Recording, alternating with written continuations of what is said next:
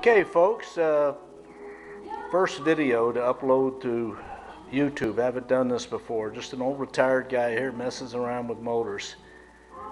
What I've done here is replace my 11.5 horsepower Swisher motor. It's actually a Briggs & Stratton 11.5. It's on a Swisher 44-inch.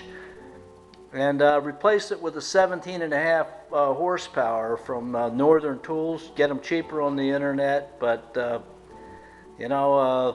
this one already had a problem or two, so I was able to get things straightened out in a hurry. And this puppy really hums right now. Plus, had a lot of help from a good man up at Beaufort, Georgia, Tim up there. Don't know his last name. Kind of helped me along with this diagram. He kind of roughed one out and fine-tuned it a little bit. I hope you can see that. Hit pause. Do whatever you need to do because this is real important. Got a battery over here that powers it with light gauge wire, of course. It goes to the on-off switch. And you might notice, set my high-priced beer right there. Starter switch, that's a double kill switch. You don't even need that, but I put an extra kill switch in there because this one's a little sluggish, and all it is grounding out the black wire that comes on this motor to the coil, the ignition coil. Some people call it a magneto. This is the on-off switch that came with the original engine. You had to have that on, of course, when you use the pull start. I'm too old for that crap.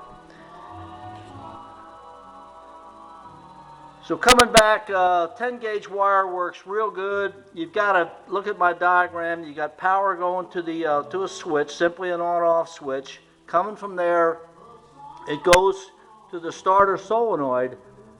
And these parts are available at O'Reilly Auto Parts. I saw one there up at Northern, or 15, 20 bucks, something like that.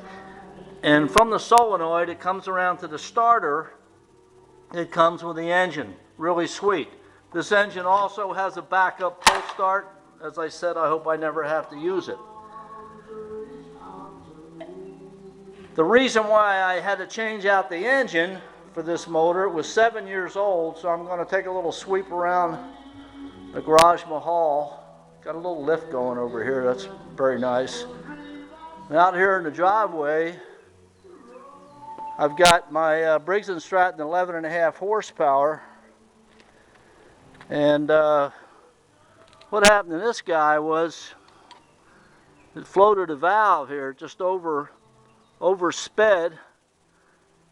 And I fixed these guys before, but this thing, the piston's all scored. 7 years old, they ought to last a lot longer than that, and this one probably would have if it didn't overspeed. So I took the carburetor off, the muffler, the housing. I'm probably going to use this setup because I've got a little bit of a fuel problem. Gravity feed. You see, this one's got this pulse fuel pump that I can hook up later on. So at any rate, forget that. That one's toast, and I'm not going to mess with it. So back in the garage over here, and I'm going to show you this thing. This is really sweet.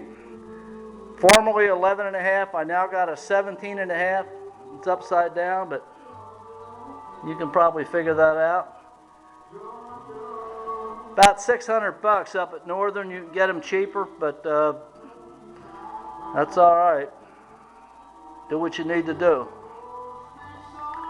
All right, let me start this beast up. Interstate battery they had up there at Northern. Pretty nice, about 50 bucks. Not a problem with that. So switch is on. There's that throttle linkage that you got to bring in with a new one. I got about 3/4 throttle in that deal.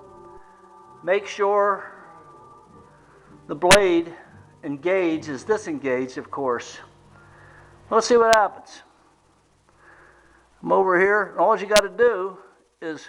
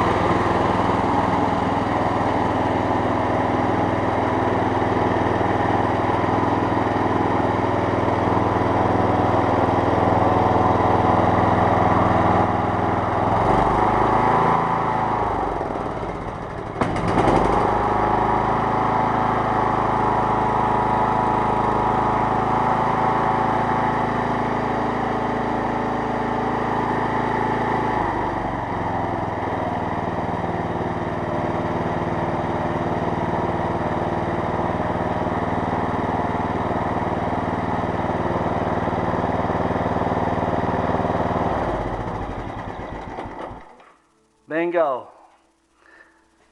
All right, do you have any questions about all this? Don't call me, call Tim in Buford, Georgia, Northern Tools. Thanks a lot, folks. See ya.